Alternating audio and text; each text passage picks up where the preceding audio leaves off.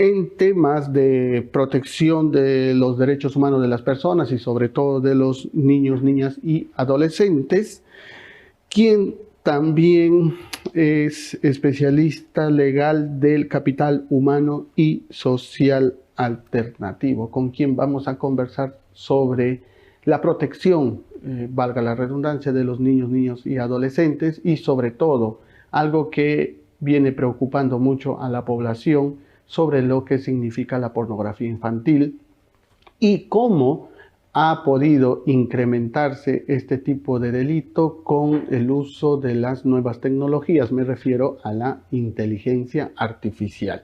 Pero bueno, ahora sí vamos con nuestro invitado, Mauro Rojas. Bienvenido a nuestro programa. Muchas gracias, Hugo. Bueno, de acuerdo a la presentación que acabo de hacer, hemos visto y hay un caso, si se quiere, un poco bastante grave, emblemático, que ha salido por los medios de comunicación, y creo que la cota de gravedad y sensibilidad hacia las personas ha sido principalmente porque niños de 6, 10 y 16 años venían siendo explotados sexualmente por sus medios hermanos, ¿no? Hermanastros, si se quiere, y que se pudo descubrir esto en Lurín a propósito de una información de Estados Unidos, como primer caso. Segundo, también esto ya ha calado un poco más. Estamos hablando de los colegios, ¿no? En colegios en Chorrillos, ¿no? Donde se han visto víctimas también de haber encontrado algunos alumnos imágenes suyas editadas con inteligencia artificial, y otras fotos también donde estos pues vienen siendo comercializadas entre 15, 30 soles. O sea, estamos llegando a un nivel de tocar la indemnidad sexual de las personas, ¿no? Sobre todo de los menores de edad, su imagen, su integridad, a un nivel que estamos, como digo, bastante alarmados, porque no solamente es pornografía infantil, caso Lurín, sino también en estos casos en los colegios.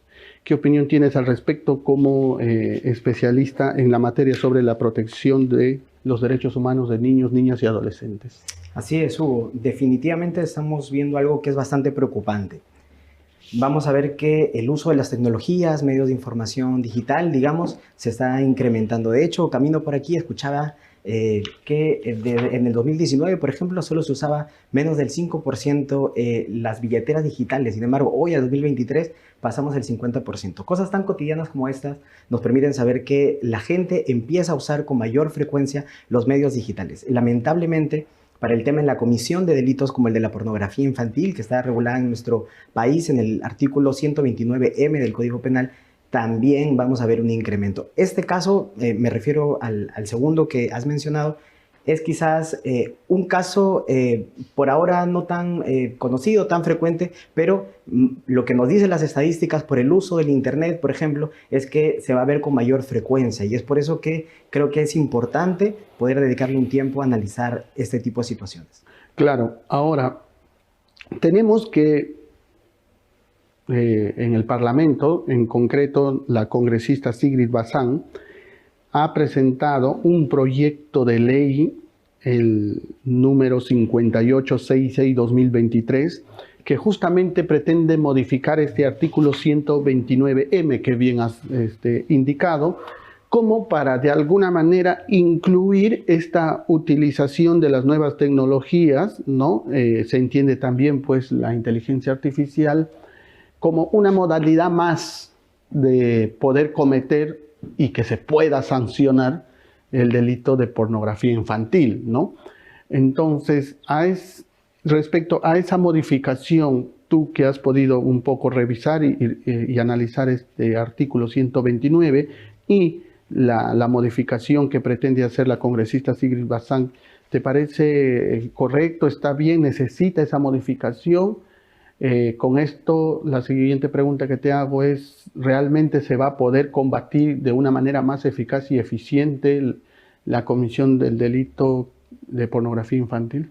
Es una muy buena pregunta, ambas, y de hecho me gustaría hacer un pequeño preámbulo. Claro. Los delitos de explotación humana, como sabemos a través de la 31146, la ley 31146 en el 2021, fueron reagrupados, por decirlo de algún modo, reordenados en este título donde vemos a la trata como 129A y B y los delitos subsiguientes como delitos de explotación. Esto es importante tomar en cuenta porque se entiende que estos delitos, la afectación principal está en la dignidad humana. Vamos a ver también que en el tratamiento, digamos, en el día a día, en cómo lo abordan los operadores de justicia, vamos a ver que, si bien es cierto, es posible interpretar de un modo más amplio quizás estos artículos, vamos a ver que la interpretación es bastante restrictiva. De hecho, vamos a ver una gran brecha entre los casos que entran por trata de personas y explotación humana en general y las sentencias condenatorias que terminan al final. Entonces vamos a ver una gran brecha que definitivamente no es que se va a resolver del todo, pero sí facilitaría, digamos, el trabajo del operador de justicia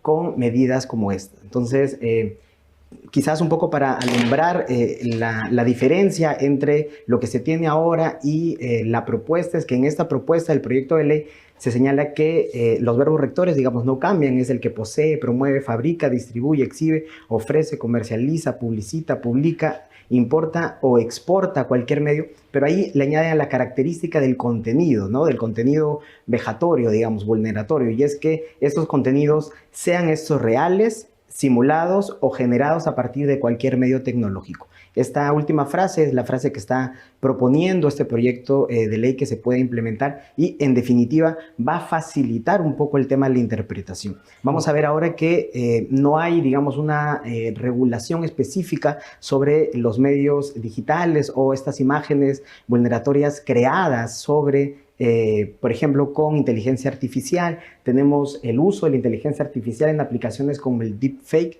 que básicamente es lo que ha pasado en este caso, que es la generación, modificación, digamos, de contenido, de imágenes o audiovisuales, digamos, que son falsos pero parecen muy reales, ¿no? Que toman la cara, la apariencia de una persona y la ponen en un cuerpo que no es, o en situaciones en las que no es. Entonces, al inicio me refería a que estos son delitos de la dignidad humana porque, si bien es cierto, no es necesariamente la persona, en definitiva, la persona que ha sido tomada su rostro, se le está vulnerando la dignidad, ¿no? Claro, eso como decía también hace un momento, tiene que ver mucho también con el tema de la privacidad, de la indemnidad sexual, porque claro, si te exhiben desnudo o desnuda y sobre todo teniendo pues relaciones sexuales, también hay una suerte de privacidad también, ¿no? de la persona.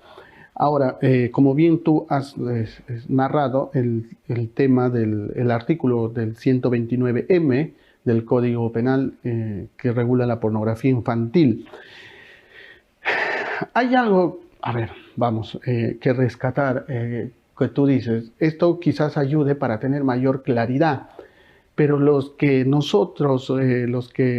tenemos una suerte de vinculación con el derecho penal, los que litigamos en el derecho penal, los que investigamos un poco esto y hacemos una suerte de revisión y de análisis, exégesis, y nos vamos a la dogmática, si se quiere, a la doctrina, a los libros y todo, incluso para hacer trabajos de investigación.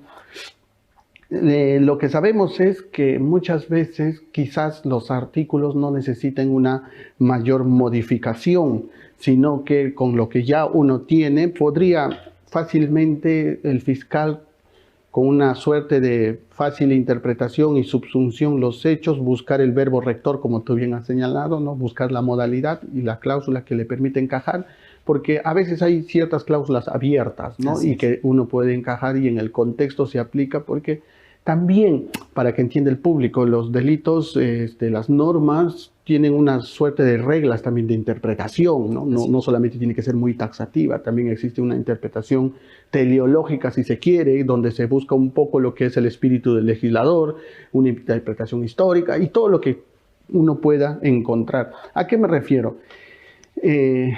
Esa precisión no es, a ver, digamos, no daña, ayuda a que el fiscal se le diga, oiga, señor fiscal, usted ya tiene regular de manera expresa, ya no hay pretexto, ya ni siquiera hay ejercicio de interpretación. Abra investigación, investigue para eso. Pero yo creo que sí podría ser una suerte de interpretación, ¿no? Porque dice el que fabrica por cualquier medio. Entonces, cualquier medio, pues se entiende cualquiera. Tecnología, inteligencia artificial, etcétera, etcétera. Dice imágenes, video. Y aquí viene otra cosa interesante que te pregunto. Todos estos delitos de pornografía infantil se descubren y se pueden visibilizar porque son difundidos.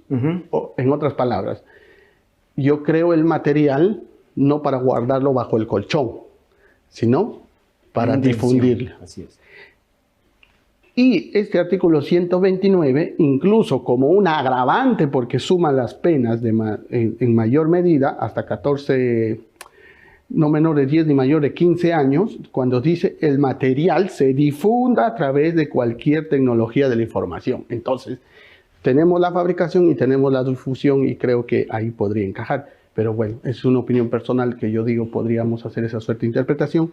Pero si va a funcionar de mejor manera, diciéndole de manera concreta y precisa, pues está muy bien que funcione. ¿Qué más crees tú que deba hacerse para poder combatir de esta manera la pornografía infantil?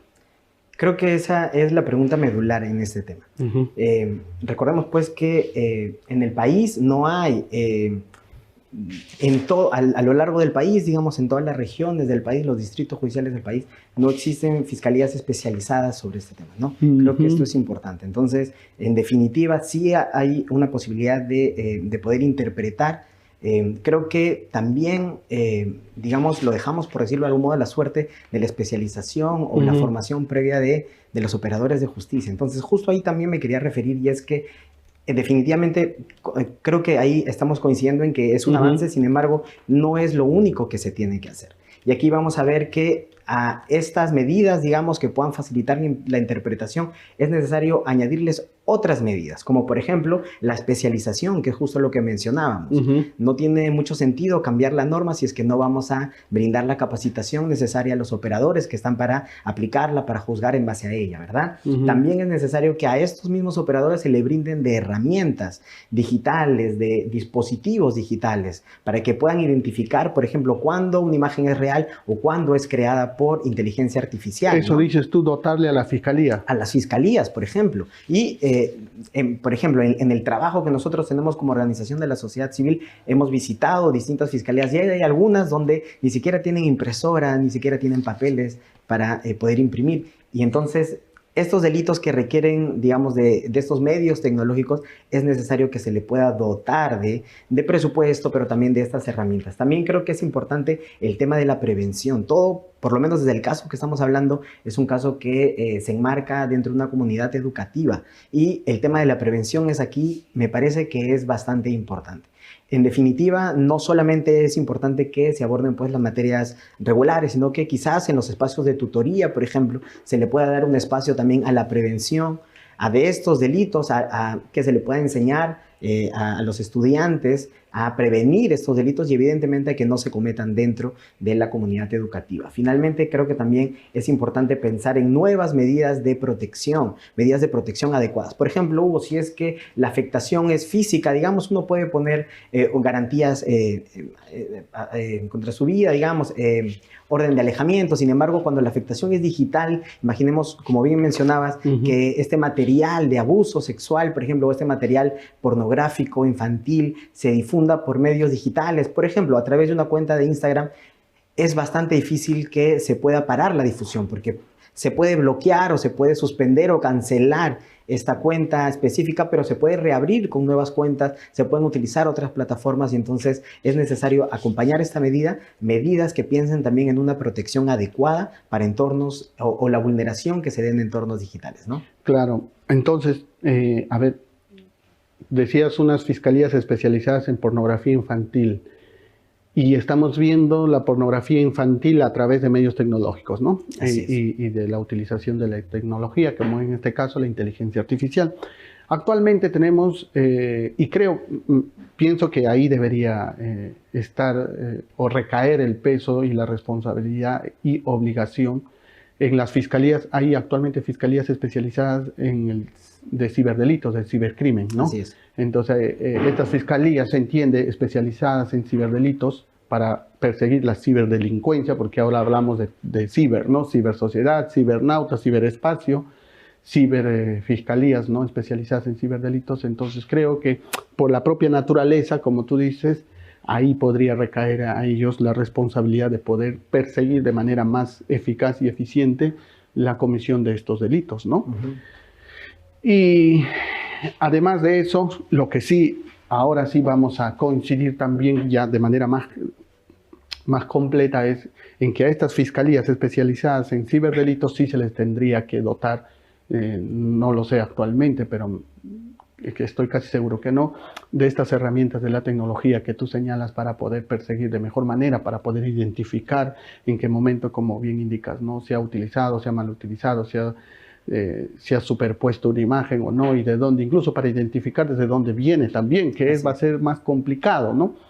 Si estamos con un hacker que es súper, por decir, experto en esto, pues no va a dejar huella de dónde está trabajando, ¿no? Así es.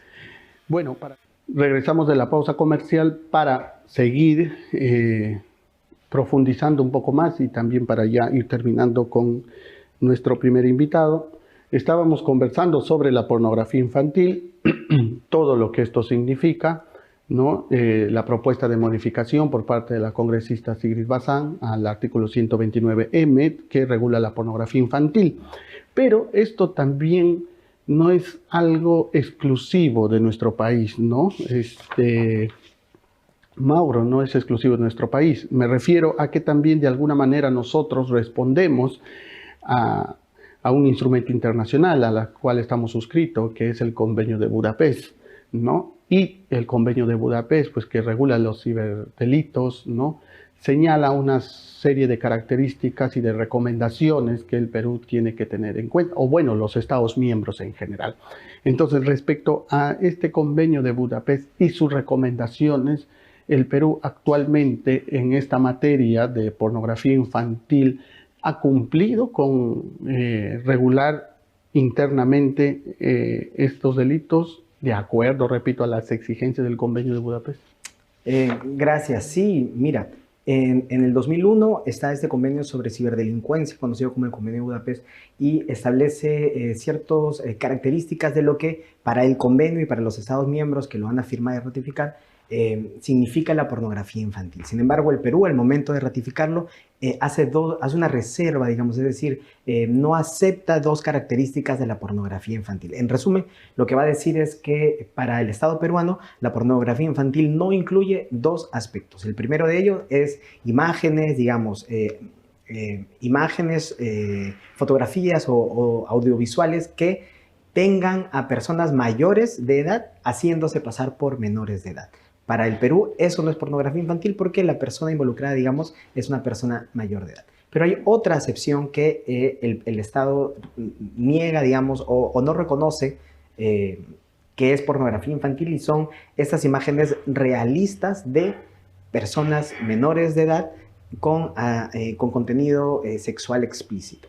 Al momento de decir realistas, lo que realmente está queriendo decir es que, digamos, son imágenes simuladas, quizás justo conectándolo un poco con lo de la inteligencia artificial, pero que no realmente involucren a menores de edad. Entonces, precisamente por eso creo que proyectos como este o iniciativas como la que estamos viendo ahora son importantes, porque nos van a ayudar a cerrar esa brecha. Si bien es cierto, no son menores de edad involucrados en el acto sexual específicamente, sí es su imagen, sí se está vulnerando su dignidad, que como tal, a eso es lo que se refieren los delitos de explotación humana, donde el bien jurídico protegido es la dignidad. Y por eso creo que es importante mencionarlo. Solo un dato adicional es que claro, para mayo del 2023... es decir, para el último mayo, el portal Punto de Vista, que recoge un poco las actualizaciones en materia digital, señala que el 96% de las imágenes creadas a través de la inteligencia artificial son pornografía no consentida. Es decir, que casi el 100% de las imágenes creadas por estas páginas o aplicaciones de inteligencia artificial son pornografía no consentida, que puede ser de menor o mayores de edad, ¿no? Entonces creo que la cifra es alarmante. Como mencionamos, el uso de la tecnología actualmente ha incrementado, digamos, no es que la inteligencia artificial como tal hay que satanizarla o esté mal, pero el uso que se le da para estos aspectos, para la comisión de estos delitos, porque hay que decirlo, es un delito, creo que sí es preocupante el incremento, ¿no? Correcto. Entonces, para cerrar un poco la idea y poder hacer comprender al público que nos está viendo, lo que tú dices, hay un cierto rechazo de Perú en estos aspectos que es bien has señalado, ¿no? Que cuando son personas mayores que se hacen pasar por niños, para ellos no es pornografía infantil, o bueno, Perú no lo reconoce. Pero solamente para tomar ese ejemplo. Entonces lo que vemos aquí, o lo que yo veo, es finalmente que Perú no termina de entender en su real contexto los efectos nocivos que puede generar la virtualidad, la tecnología y la inteligencia artificial. Todavía tenemos muy arraigado el aspecto todavía ontológico, o sea, material, natural, causal, carnal, si se quiere, ¿no? Entonces, para mí, delito es ver realmente a un niño teniendo o siendo abusado sexualmente, ¿no? O siendo utilizado para actos sexuales. Si materialmente no lo veo, no lo toco, no lo palpo, o no sé, o no es real, ¿no? No puedo decir que es real, entonces para mí, si es algo simulado, no es pornografía infantil. Pero si estamos hablando de una sociedad virtual, de una cibersociedad, de ciberdelincuencia, de cibernautas, de ciberdelitos, entonces también creo que ya esos criterios materiales, causales, no sé cómo explicarlo, ¿no? Naturales, ontológicos, deberían también quedar desfasados, porque también la acción, ¿no? Que es el movimiento de un ser humano de un lugar a otro, que tiene espacio y tiempo, con la virtualidad y el ciberespacio, pues se reduce a cero, ¿no? Se reduce totalmente a cero. Ya no es medible y no por eso no voy a reconocer un ciberataque o un ciberdelito cuando se meten a tu computadora. Entonces creo que hay que cambiar ese chip en el aspecto de comprender las cosas y ponernos en el contexto actual. Y para eso creo que se necesita bastante capacitación, educación y concientización también a las personas. Así es, Hugo. Sí, recordemos que, solo para precisar, que este convenio es del 2001, ya han pasado más de 20 años. Sin embargo, 20 años. Es necesario hacer lo que tú mencionas, una revisión de las normas, una revisión de las reservas, instrumentos internacionales, y poder ver la situación actual. De hecho, en pandemia el uso del Internet se ha incrementado más del 60%. Significa que tenemos un antes y un después en el uso del Internet. Entonces es necesario, tomando en cuenta lo que hemos mencionado, el incremento de la tecnología, también lamentablemente para estos casos, que el Perú pueda, pues, reconocer este panorama actual, como dices, que quizás queda un poco desfasado con lo que se tenía en mente al momento de la suscripción del convenio, ¿no? Correcto. Muchas gracias, Mauro, por estar en nuestro programa. Se nos acabó el tiempo. Ha sido muy interesante conversar contigo para entender un poco más sobre estos aspectos de la tecnología, virtualidad, inteligencia artificial. Muchas gracias.